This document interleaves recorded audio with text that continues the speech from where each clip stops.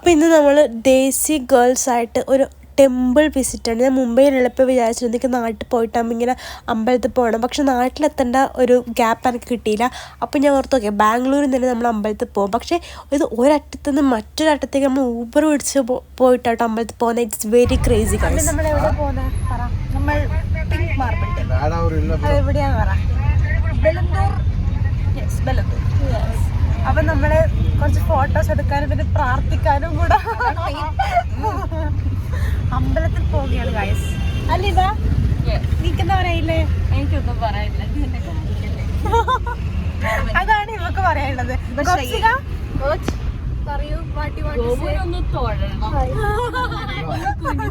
പാപങ്ങളൊക്കെ ഒന്ന് കഴുകി കളയണം.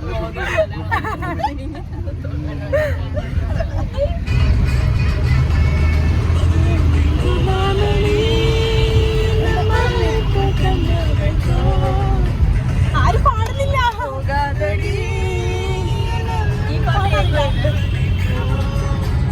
തുത്തുക്കുട്ടി പോന്ന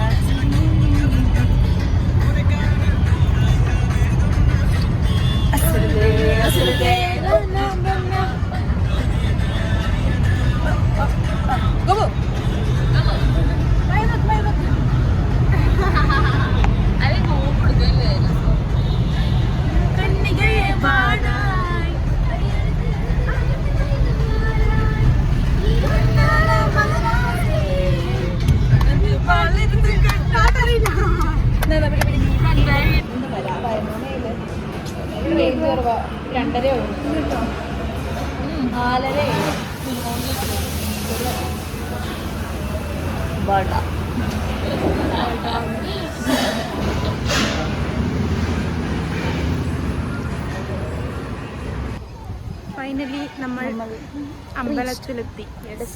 പക്ഷെ അമ്പലത്തിലെത്തിയപ്പോൾ ഭയങ്കര വെയിലായി പോയിട്ടോ. ഭയങ്കര വെയിലും എന്താ പറയുക ചൂടും അല്ലേ?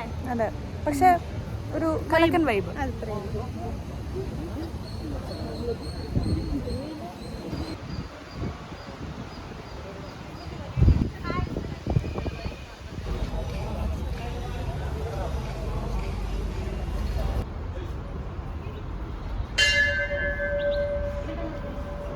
ഒരാൾ ഭയങ്കര ഷൈ ആണ്.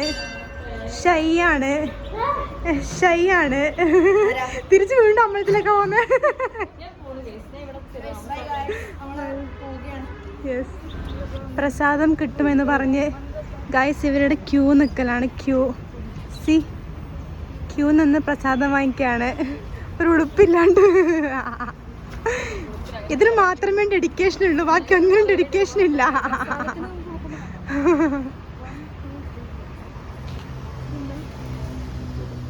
വാങ്ങിക്ക് ഏതായാലും അങ്ങനെ വന്നതല്ലേ.